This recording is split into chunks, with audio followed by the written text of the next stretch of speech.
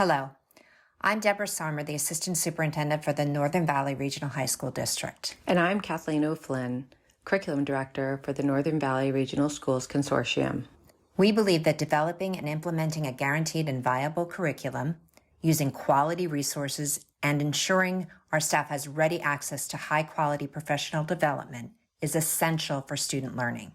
However, effective pedagogy without a quality curriculum leads to inequities for our students and limits learning potential. Much like an award-winning director who has been handed a lousy script, a teacher, however gifted in the art of instruction they may be, will struggle to bring learning to life without ready access to a well-written curriculum.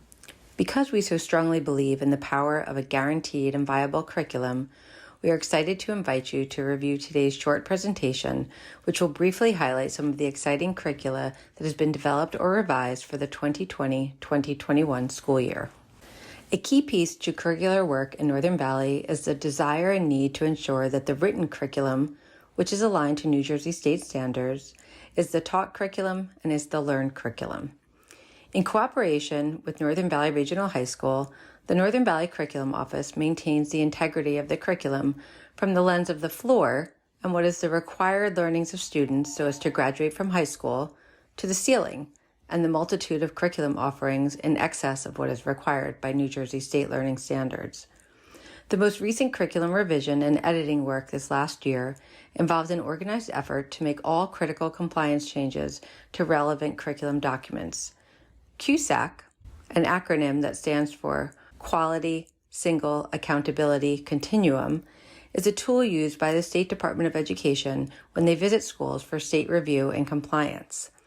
The Northern Valley Curriculum Center remains apprised of the most up-to-date QSAC demands via county and state meetings, as well as playing an active part in 2 QSAC reviews that took place in the Northern Valley in 2019 and 5 reviews the year before. The 2020-2021 school year is scheduled to be a QSAC review for the Northern Valley Regional High School. Earlier this year, the Bergen County Curriculum Consortium, in cooperation with the leadership at the Bergen County DOE office, established a team representative of 29 school districts dedicated to writing thoughtful, inclusive resources to meet the requirements of legislation listed above. This legislation requires school districts to offer instruction on the political, economic, and social contributions of LGBTQ+ individuals and persons with disabilities. This requirement begins in September of 2020. The team that was formed had several representatives from the Northern Valley, inclusive of Demarest, Norwood, and myself from the Curriculum Center. The team's work was admirable, thorough, and required much time and effort. They created an entire website of resources dedicated to diverse and inclusive curricula. It is designed to work in tandem with existing curricula, and these tools highlight the contributions of diverse groups and also align to New Jersey student learning standards. These inclusivity resources and supporting language about this new legislation have been added to ELA and Social Studies curriculum guides K through 12. Our teacher-focused Northern Valley Curriculum website highlights these resources as well. Additionally, in cooperation with high school leadership, our office this year convened a K-12 Technology STEM Educators Group to take a closer look at the individual district practices and how we can collectively enhance the K-12 STEM experience in the Northern Valley Schools Consortium. This project, which we hope to continue this year, did meet with some interruptions due to COVID closures. Curriculum development is a central focus, coupled with the providing support for educators in best practices around how to deliver the curriculum. This requires ongoing conversations amongst all levels of leadership. Articulation meetings with all 7 sending districts and the high school take place yearly. These meetings focus on key curricular areas and offer a focused time to remain apprised of how to maintain consistency and seamless K-12 experiences in Northern Valley. The Curriculum Office actively plans professional learning for teachers, currently available as online opportunities around timely curricular updates. See several listed on the slide. It's also worth noting that the Curriculum Center continuously updates our new online learning website, launched just this past spring on March 23rd. The goal of this special site is to support and guide educators and leaders in the online environment by way of resources, tutorials, and weekly live drop-in learning sessions. We view curriculum as a living document, one that is always evaluated, updated, and edited. Upcoming work will focus on NJDOE-approved updates to New Jersey Student Learning Standards, which took place in June of this year. This brings a need to organize for future curricular updates. I thank Ms. Sarmir and her team of high school supervisors, as well as other Northern Valley teachers and educational leaders, for collaborating on these future projects, and I look forward to our work together in the coming school year. We have several goals that emerge from our scope and sequence that can be found when you access our curriculum on the NVCC website. The first goal is information. We're trying to answer what units will be addressed during this curriculum. What will our students leave this experience knowing? We will also list all the standards that will be taught during this unit, including cross-curricular standards such as including English and technology standards within a science unit. And finally, it should communicate what the students will be doing to demonstrate his or her depth of understanding. The second goal of our scope and sequence is in regard to planning. We have a lot of thought that is put into the curriculum revision cycle, which is done over a multi-year basis, which curriculums we are touching based on standards being changed or just a need to refresh and regroup around different units.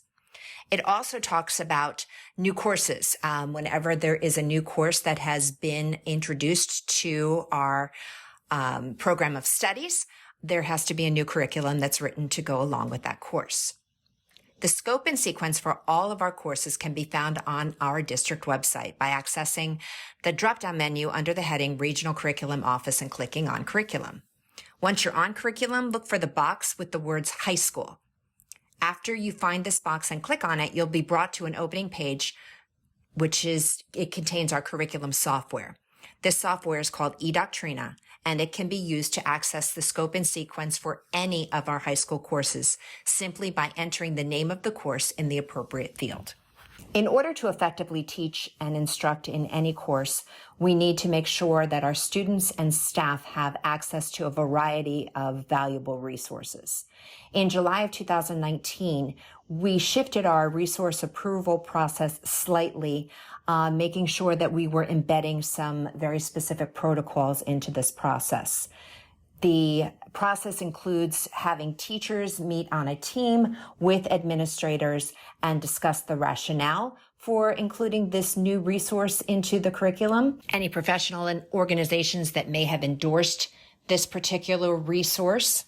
The team is also asked to specify the reading level that is addressed using this particular resource, as well as the diversity that is addressed, either by way of how the different ethnicities and races are portrayed using this resource, or by looking at the author of the resource. It also is addressing bias and making sure that we are equipping particularly our social studies and English teachers with intentionally diverse or opposing views so that they are able to adequately represent both sides of a particular issue or multiple sides of a particular issue. We have 4 departments that had major revisions or new courses added this year. The first of those is English. English had some major revisions related to AP Language and Composition, which is replacing our English Honors course. They also made some additions to the AP Seminar.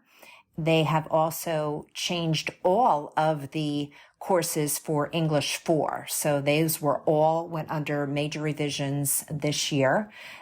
In addition to the curriculum being written, the excitement around common assessment planning and creating common rubrics for each grade level was a big component of the curriculum revision process for English this year, in addition to the new resource adoptions that took place. In our related art departments, visual arts, music, and theater arts all had curriculum revisions that were reflecting a more sequential approach to the learning, also through the lens of trying to establish CTE programming in the future. And then our family consumer science and business education had some curriculum revisions that were based upon changes to the available technology as well as some of the standards in those courses. We've had some exciting changes in our science department, and we have included 2 new exciting courses. One is anatomy and physiology, and the other is cellular genetics honors. And new curriculum was written for both of these courses. And the biology curriculum that was already a course that existed, there were revisions made there to merge former units and consolidate information and activities. We were trying to find a way to go deeper into some of the topics and units that were on already included in the curriculum and avoid going too thin by trying to include too much. In social studies, our curriculum underwent some major revisions both in U.S. History 2 and in World History. Those revisions included some very specific changes to the essential questions, the cross-curricular standards, and the creation of assessments to align with content and literacy standards, and making sure that both of those were embedded effectively into those common assessments.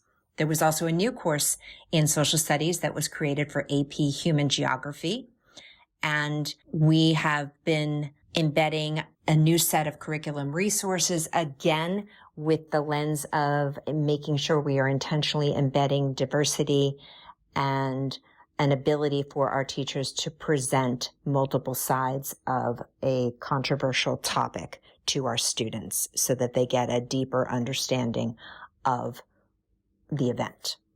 Thank you. And if you are seeking additional information, feel free to visit our district website or to reach out to Kathleen O'Flynn or Deborah Sarmir via email.